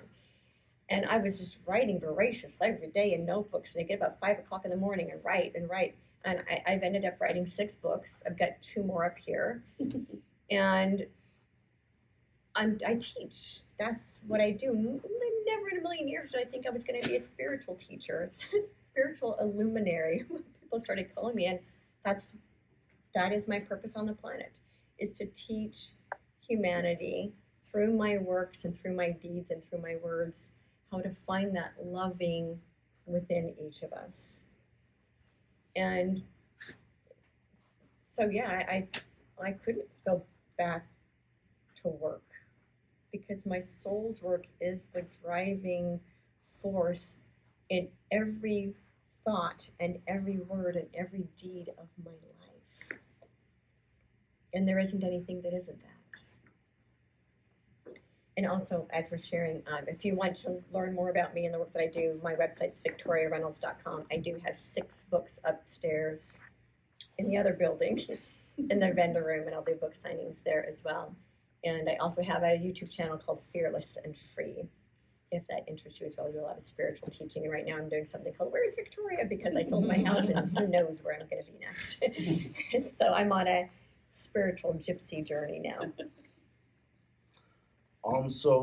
Luckily for me, I think that this process was going on since I was a child. So I was very cognizant of the conventional route that's expected in life, and I was very weary of it from the beginning. So I think that the boiling point of these experiences when I was around 20, 22, like between that span of time, it caught me early enough that I wasn't able to go off on some false track and then have to reroute and come back. Even though I didn't have a sense of my future anyway until these visions happened. I still feel that even though I'm in that, what when I was growing up was a blank space. I couldn't see the future. I didn't know what it was going to be. I didn't have any necessary necessarily any insistence on what it should be. I just wanted it to hopefully have something that felt meaningful to me and somehow was of service to other people on some level. I wanted to alleviate suffering on some level, but I felt like I had to understand my own before that was possible. So luckily for me, I don't think that I'll never know what it would have been had this never been who I was. I don't know what path I would have followed, or luckily I didn't have to reroute it. So now I'm on that spiritual path from the beginning, and as we all I think can agree, one of the biggest themes about it is uncertainty, is not always being certain where it's going to go or where it's going to take you. So luckily for me, that was my first go at it, is the uncertain as opposed to the conventional security and then coming back around after you have this big awakening. For me, we did have some similarities. I was born in a polygamous family as well. And if you've heard of Warren Jeffs, that was very well known. I was born in that community. And there was nothing religious about that community. It's very political and has a lot of darkness. Unfortunately for my father, it nearly destroyed him. But when I was 6 months old, one of the leaders wanted my grandfather's home. And so they excommunicated the entire family. It was devastated the family, but thank God it happened when I was a baby. But the pendulum will swing in humanity when you are in such a confined, structured environment that the soul will allow the pendulum to swing. And so I was raised in a family where they talked about UFOs, and my mother studied Ramtha, and we actually had a pyramid in our backyard, and we were just shy of tinfoil hats, but it was such a commonality in our environment, and automatic writings and reincarnation and past lives. When I was 6 years old, my grandmother and my aunts and my mother were sitting in a room where my grandmother had just had a reading that my uncle was a woman in a past life. And they all were like, how is that possible? How is this, like, what does that mean? And my little 6-year-old brain knew that I wasn't invited in the room, but I said, remember that word. And it all started coming, all the pieces started dropping into my consciousness as to why every time I saw men's legs walk past our living room window, as they would come to see my father, because we had a level that was below ground level, that I would run and hide in the coat closet and practice breathing without making sound. How all of this experiences started coming together, and I recognized that it was a past life where I was in occupied Germany, where my family was in hiding, and relationships started making sense. So I became a past life regression therapist many years ago. I understand the nature of the soul's journey. I understand that this earth is a school, and it's one of the hardest schools, and that we will have suffering for awakening consciousness. That we all wish it didn't happen. We all wish that we lived a very joyful life until we got to the other side and we say, dang it, let me go back and do it right. So we do have these horrible challenges, but they are purposeful for growth. And so did I ever leave it? No, I occasionally I dip my toe into normalcy and it doesn't work. So I very quickly come back, and it's what's very fascinating about the traumas that we've experienced as a family and ancestrally and in my own personal family is that the rug gets pulled out from underneath you and all of a sudden the rules no longer apply. And nobody goes to a 10th grade home ec class and says this is what's going to happen and how you're going to navigate your world when your husband's put in prison for a crime he didn't commit. Nobody is in a classroom and learning about math and said this is how you're going to navigate when you experience bankruptcy and loss. Nobody is in a relationship and said this is how you're going to navigate grief when you experience pain and a death of a loved one. So thank God that has been an absolute painful journey. However, it's been very, very purposeful. So no, I never actually played in that realm very well. So for me, my career has definitely drastically changed. And I firmly believe the universe hit me over the head to make it happen. So, the universe gave me an NDE in 2017, and I was like, well, that was crazy. I don't know what to do with that. Tried to get back, didn't work. All right, I guess I'll go back to life. So I dealing with a chronic illness and not knowing what was going on. I was kind of told to, well, get up, get out of bed. I don't care if you're tired. I don't care if you hurt. Just get up and do something. And so I spent my whole life working so hard to do what, I was told to do. And that was climb the corporate ladder. And I was very good at my job. And I actually made it to the top of the corporate ladder by the time I was 30. So I ignored the near-death experience and all that insight and all the things that was gearing me up for as well. All these experiences gearing me up for, and I'm like, it's fine. That was a crazy experience, whatever. Went back to normal life. And then life came back and said, oh, your symptoms come back. Because I thought I was healed from my near-death experience. I didn't have symptoms for 2 years. And then it came back. It's like, oh, you're doing the same thing? Okay, we'll play this game again. And my illness came back with a vengeance. And I was still like, well, get up, do what you know how to do. So I worked really hard. And then I was fast-tracked to brain surgery for this condition. And it was a miracle. It was wonderful. I got a deep brain stimulator. It took away most of my symptoms. Awesome. What do? Go back to work 5 days after brain surgery because that's all I knew how to do. That's all I was programmed to do. And so I never knew how to take a break. I never knew how to relax. I always knew how to push. And that pushing ended me up with chronic migraines. Debilitating ER migraines for the next few months. And I was awarded this job. I was given this job offer that was not even on the scale of a possibility in my field of work. I was a marketing professional for construction. And in the AEC industry, architecture, engineering, and construction, they don't really value marketing. And this old company with 130 years old, starting a new branch, wanted me as one of 3 leaders to start this company. I was respected. I was wanted. I was needed.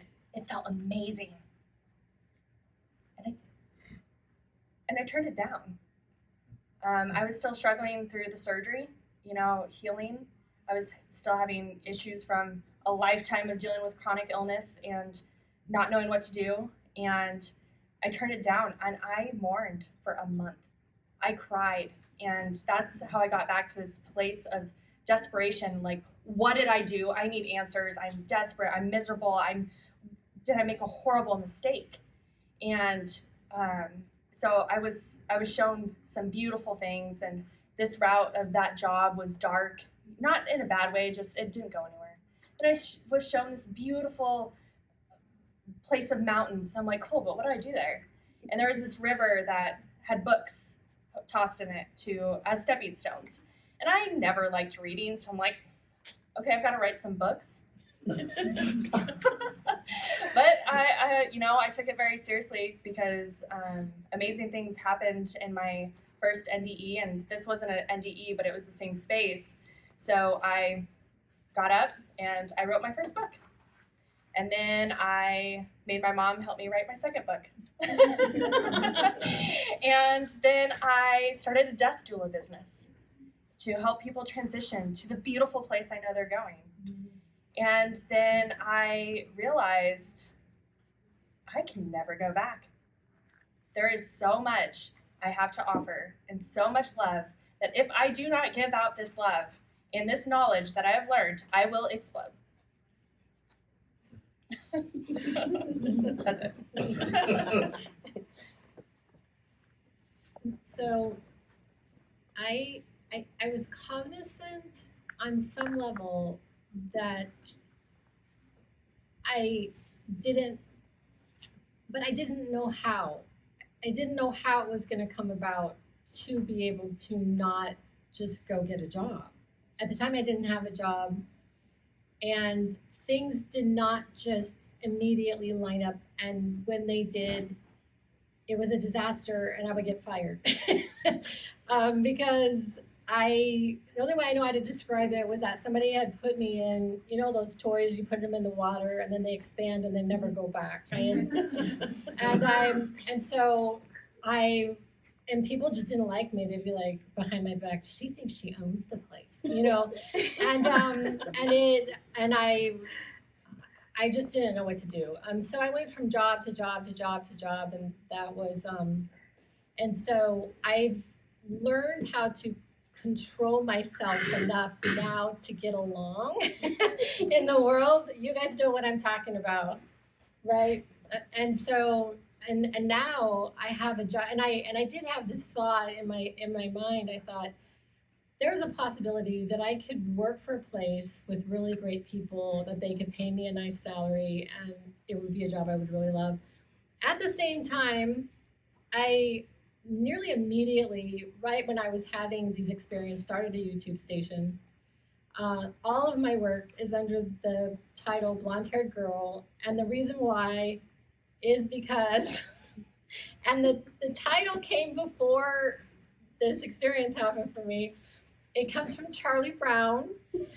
Charlie Brown had fallen in love with the little redhead girl, and I'm not little, but I changed it to the blonde hair girl and took off little because I'm not little.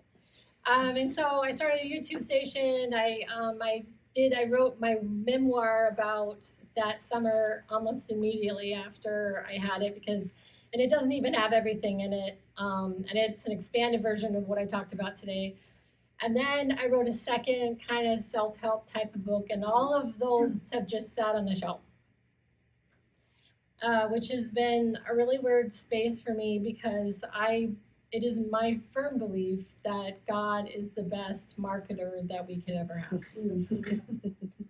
And so in the back of my mind, I also had this sense they whatever speaks to me.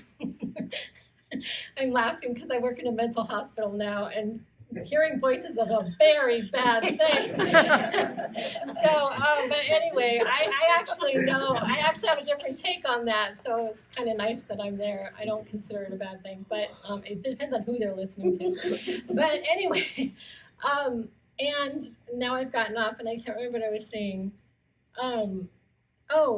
That they were telling me I needed to rest. That summer had just really taken a toll on me. It had taken a toll on my body, on who I was, and my relationships with everyone in my life. And so it was just kind of like, just rest. And so now it's 5 years later, and I'm here. So we'll see. Let's see. I did leave my job. I started a for-profit with my own money in 2013. I began to mentor children in foster care through the art of music and literature on how to cope with traumatic experiences. I created a program. It's a summer reading and writing program for orphans and elderly, because a lot of kids in foster care never get adopted. And you have a lot of elderly people that their families pretty much put them in the home, and they don't have grandkids, or the grandkids don't come by and see them. So what God gave me was a scripture. It was James 1:27, and he says, with pure religion, take care of the orphans and the elderly, because I knew what it was like to pretty much be an orphan, because my grandparents raised me. I didn't have my mom or my dad. Growing up until I was like 17, and went through a whole ordeal dealing with that. So it made me feel like my parents didn't want me. So I could pretty much, when I went into the foster care home, seeing those kids ages 13 and 17 and they're girls, and I could relate, especially when one little girl, she came, she's like 15, And she talked to me, and she's like, she wanted to come off of her birth control. And it did something to me because I knew that when she went home on her pass, she had encountered somebody and she was going to come back pregnant. And so when you understand wanting love and you've never been given love and you want to guide somebody in the right direction of understanding love and what love should look like and what love is not, wanting to birth a child in this world because of avoiding your own life. It's creating an understanding of how to give that within yourself to those around you, even if the love isn't given back to you. Still keep the door open to present it and give it to others, because you don't know what's going to spark on the inside of them to recognize that this is what love is and this is what love should look like. And so began doing that program and met a lot of wonderful people, for the most part, that looked at my programs and they fell in love with the programs for the most part. And it's amazing when a person can look at your heart and they can make a sound judgment based upon your heart.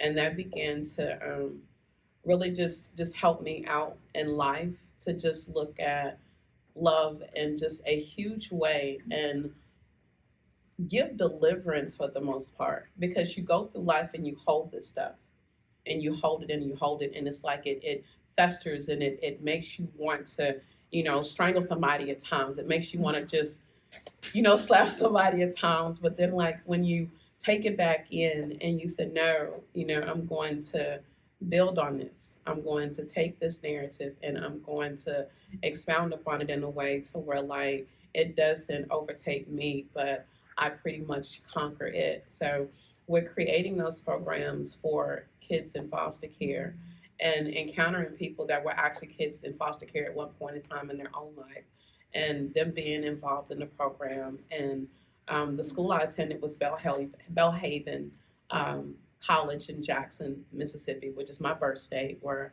I was born at. And the guy that worked the library at the college, his wife had actually been a adopted child at that foster care home that I began my program at in Belhaven. Their jazz percussion department, Dr. Stephen Socks, was the actual chair adjunct at that time. They actually went to see my program working with the kids, and they just fell in love with, how the kids were adapting to, understanding how you can overcome trauma through music and writing. So began my own journey with writing books, and kind of just went into creating films from my books, because you got some people, they can read and get the story, and you have some that can actually look at the film and understand it a whole lot better. So that's what I began doing. And I have a job outside of that where I do work in mental health. So I understand about the voices when you're hearing a voice, and like the bad voices are not good. And it gets to me at times, because like you want to talk to them about, God. And one lady, she yelled at me one time because I was like asking her about God, and she just kind of like went in. I was like, okay, let me get your medication for you. I was like, I'm opening up a whole can of worms here, and this woman is not ready to receive me right now. So I had to kind of like shut that down and still love her. And when I hung up the phone, I was like, well, there that went. So it was kind of like a Seinfeld moment. Yeah, that's wonderful. I thank you all for sharing. I had hoped that we'd have time for audience Q&A. It looks like our time is up. Unless, if there isn't anything else happening in this room, is there anything else happening in this room? 6:15. Yeah. Oh, it does? Good, we have time for audience questions. Yeah, so let's go ahead and open up to anyone that has questions for anyone up here on the panel. Okay, first one up is this gentleman here in the blue. Should I stand up or? No, I don't you're know. fine. It's entirely up to you, Peter. I was just wondering, I think it was, sorry, Vicki was saying that the suffering is here to teach us. And I was just wondering what your thoughts are on, when people are at the end of their life and they're really sick and they're really suffering, having an elongated illness, maybe it's lasting years. Do you think it's a bad thing for them to, like willingly take a poison pill, in a humane way, in a medical setting, to cut that suffering short? Is it shades of gray? Is there a black and white answer? I'm just curious what your opinions are on that. I'll go ahead and answer that first. I do not think that any one of us have the permission to judge another person's journey. I think there's lesson in that as well. There's in my own understanding, sometimes somebody is in an extended suffering, not necessarily for themselves, but for others, the family that is witnessing that. A lot of that journey is to bring family members together, to instill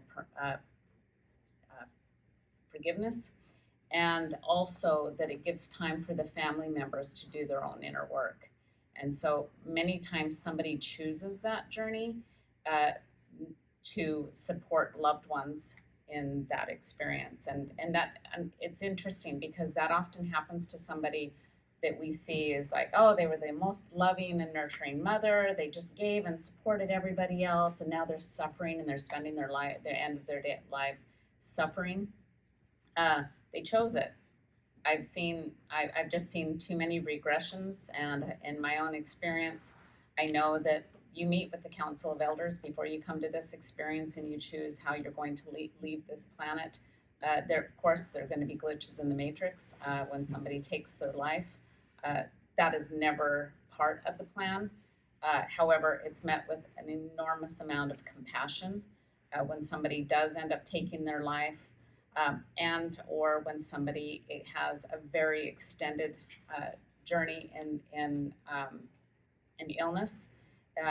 When they cross over, they will go to the regeneration room, and what I've seen is it's approximately 3 months. In Earth time, of course, we're messing with time that isn't relevant, but just so that we have a framework, it can be anywhere from 3 weeks to 3 months, and sometimes as long as a year when somebody's had a really long journey. And so, yes, illness is a great teacher because you are alone with yourself, and it's the most isolating experience. So they're still learning an enormous amount. And when they end this life, I had 2 very close people that I was part of their journey with cancer, and very recently lost a very dear friend of mine. And I've always said nobody loses the battle of cancer; they gain the privilege of going home. And when somebody chooses to have an end of life, that is that person's own relationship with the divine, and I don't think that any one of us have the privilege to judge that. I think we should have compassion for each person's experience and their capacity. So I hope that answers your question, that we each have that opportunity. I would like to also chime in as a death doula. I come across this quite often, this conundrum or this question quite a bit. I know people on both sides of the fence for very different reasons. I know an amazing woman who her battle with brain cancer was going to end in, her losing the fight. So she was in a municipality that had that concoction for her to end it. I've also talked with friends of a guy in Canada who was able to also have the end of life right to die. And it sounded, everyone got to say goodbye, and it was so beautiful. You kind of like, oh, why would you let them take their own life? Or, it's suicide. And yeah, there's, ethical, moral, religious, spiritual dilemmas. But at the end of the day, I've heard nothing but good stories about, hey, he said he was going to do it in a week. We got to go celebrate with him. We got to celebrate him before he got bad. We got to see him in his, the person we remembered. He didn't have to suffer. His family didn't have to suffer. His friends didn't get to suffer. But yeah, the whole judgment, you really can't judge a person unless you're in their shoes. What happens if you decide to do that yourself? That's for your soul and the Creator to talk about and But I really think that it is a gray area. But the stories I have heard and my personal experiences with people I've known who have that option, everyone around them is so honored and thankful to get that last time and know that it's coming instead of seeing them deteriorate for 5, 10, 15 years. So just wanted to throw that in there. I'm going to answer something just really brief on that, because we have another question. We have enough time for another one. Ultimately, the prime directive on our planet is free will choice. So every person has the right to choose whatever it is they choose. We created this concept, human beings have created this concept of what we think God's will is. When really what it is God's allowance. God allows us, whatever your concept of God is, to make the choices that we make. And there's nothing right or wrong about any of those choices, because ultimately this human experience is about choices and learning from our choices. That's pretty much the entire basis of the entire human experience. And then who are we, again, to choose? Someone else's exit strategy. How is that any different than a person who has cancer who says, I've said goodbye to all of my kids and I'm ready to have the morphine drip turned off? So it really comes down to allowing individuals to make the choice that's best for them. And then after they make their exit strategy, whatever that looks like, then go through that life processing that I think we all eventually have to go through before we decide if we're going to come back and do this crazy game again. And you had a question. Thank you. With all the consciousness that you've developed based on your direct personal experience, how do you deal with or respond to people, individual people who intentionally commit bad acts against others? Either personally or on a big scale. I'll go ahead first. I think that we all understand that our source and the creation of the divine is unconditional love, and that we come from so much love that some of us choose to experience the absence of that. And we consciously come to experiences where, when I listen to Hillary's experience, that reminds me of that we choose to have experiences where love is removed. I don't ever say that hate is the opposite of love, it's the absence of it. Sometimes people become very unconscious and lean into a direction. I think that every moment we have a checkpoint, whether we can go down different directions, and some people lose their level of consciousness and they close their heart. And it's very easy to judge an individual based upon the information that we have. But I think under normal circumstances, when we see somebody that is either homeless or somebody who had a relationship or an experience, that when we want to judge an experience, but if we were in the same circumstances with the same tools and under the same environment, we most likely would make the same decision. And so having that opportunity to look at that, I'm not talking about darkness, because I know there is evil that reigns on this planet right now. And we are in a moment of reckoning, that we have this opportunity now that we will stand for truth, we will stand for God, and we will stand in the light. And there is darkness that is working very, very hard to overcome that. So it will take every one of us to open our hearts. We have to see the enemy. And there is an enemy that exists on this planet. But we also have to have compassion for the human experience, that every one of us have had lifetimes where we've lost light.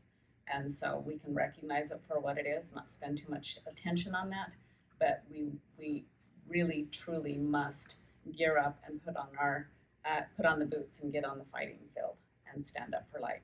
So I have compassion. I recognize that darkness is here, but I will also keep my eye on God. I'd like to share something really quick as well, from the soul perspective. So we are this great human experience. There are some, remember, if we are all spirit having a human experience, we're all spirit experiencing this playground, this earth school, we agreed on a soul level to experience the contrast. There are souls who have agreed to play that role of antagonist, that have agreed to play the role, of the dark side of the contrast. So we agreed to experience the contrast. There are those of us that came to experience the light side of the contrast. There are those who came on a soul level to experience the dark side of the contrast, to be the darkness in order for us to see the light. What's happening on the planet right now is that enough of us have said, we're finished learning through the contrast. And now we choose to learn through joy rather than suffering. Because this is now the collective of souls. So the collective of souls, however eons ago and all, because Earth is time is such an Earth construct. As a collective of souls, we agreed to learn through the contrast in this video game that we're playing. Now the collective of souls have decided we're finished learning through the contrast. This is the 1,000 years of peace, the ascension, the various names and labels for what's happening on the planet right now, which is we now have agreed, enough of us, that we're finished learning through the suffering and through the contrast. We now choose for Earth to be a planet of peace. This is why we keep singing the peace on earth, heaven on earth, because that's what we really want. That's what enough of us have said, this is now the game we want to play. Amen. And when enough of us hold that as our beingness and as our truth and as our heart's greatest desire, those who are playing the role of the contrast will begin melting away from our human experience. They may continue playing the role of contrast elsewhere, but we as a collective of souls have determined we no longer want to play that game. And when enough of us believe that and hold that as our truth, this will be heaven on earth, and we will have peace on earth. I've seen it. You've seen it. We know that humanity is capable of it. We just need to hold that as the truth of who we are. We're done with learning through suffering. And they can play someplace else. And we can love them. We can love them through playing someplace else, but we're done with them playing our game. And we're finished. Yes. Thank you so much, Thank all of you you, all. for being here.